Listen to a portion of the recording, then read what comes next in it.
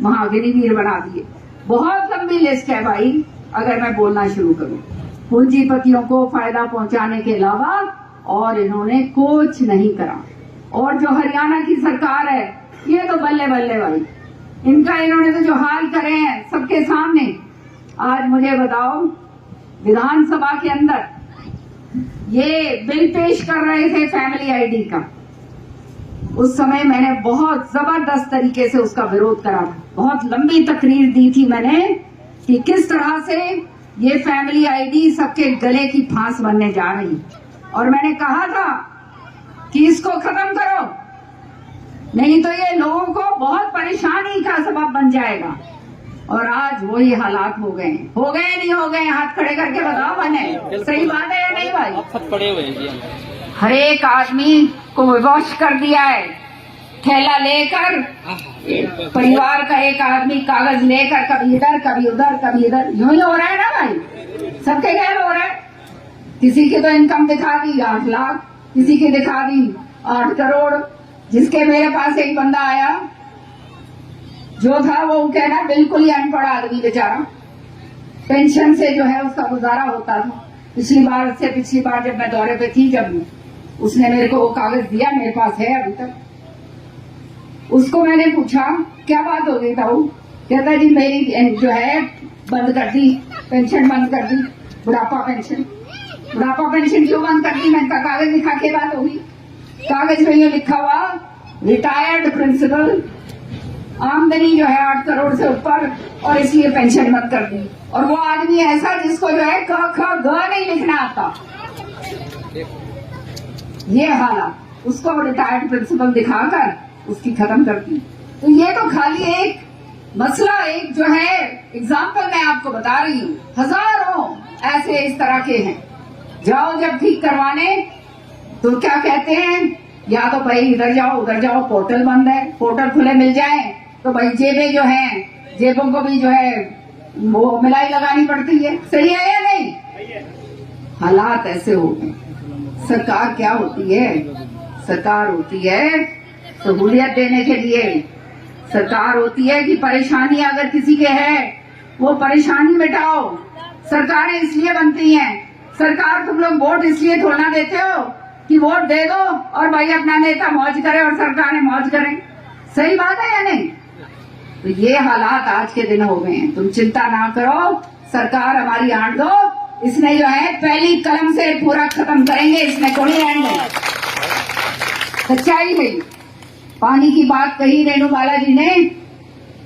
विधानसभा की तकरीर कितने लोग सुनते हो जब मैं बोलती हूँ? हाथ खड़े करके बताओ, किस कोई सुनता है क्या? सुनते हो? फिर आपको मालूम होगा कि किस तरह से पानी की आवाज विधानसभा में एक बारी नहीं, जब विधानसभा बैठती है साल में 2 साल 2 बारी, कितनी जबरदस्त तरीके से मैंने आवाज जो है अपने हल्के की उठाती। अपने हल्के की ही नहीं, पूरे हरियाणा।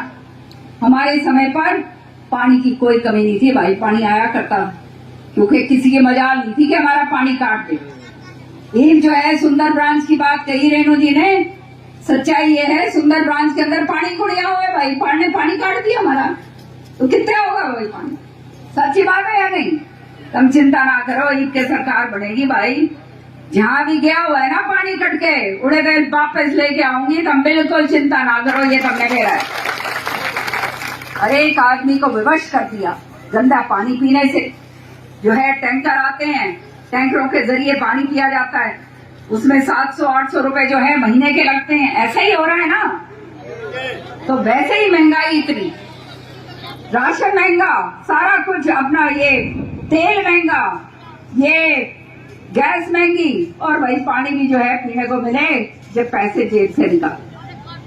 ये हालात हो गए। मेरी माताएं बहनें जो यहाँ बैठी हैं गांव की सारी सिर हिला रही हैं। मुझे मालूम है सबसे ज्यादा परेशानी तुम लोगों को होती। तुम्हारे साथ तो जो करा वो तो बहुत ही गलत करा। पानी तो मिलता नहीं, वो तो न्यारी बात है। ये कहा था मोदी जी ने, काला धन वापस लेके आऊंगा, कही थी, याद है ना सबने? काला धन वापस लाऊंगा। काला धन आ गया क्या भाई बताओ? काला धन को नहीं आया, तारा धन जरूर काट दिया भाई। नोटबंदी इसी करी जो तुम धर रही थी ना बचा बचा के, एक एक दो दो 10 20 रुपए बचा के सालों सालों तक, जो जो अपने जो है संभाल के रख रही थी, वो सारे के सारे काट लिए। काटे नहीं काटे? सही बात है ना। अब यूं बताओ, ये काला धन था क्या? ये धन इनकी मेहनत, इनके धनी या इनके घर वालों, जिसके भी जो पैसा था, जिसकी भी कमाई थी, उसका एक एक पैसा बचत करके रखा हुआ था, और वो भी निकाल के रख लिया। जिनके पास काला धन था वो तो बाहर अपने मौज कर रहे हैं, अभी तक कोई आया तो है नहीं वापस। तो ये कहने का मतलब ये कि ये खाली जुमले बोलते हैं और झूठ बोलते हैं, हमेशा से लोगों को गुमराह करा, जात पात की राजनीति करी है, या जात पात से उठकर फिर धर्म की ऊपर जो है राजनीति करते हैं। भैया राम मंदिर की राजनीति, अरे क्या हम राम से, प्रभु का हम नाम नहीं लेते क्या?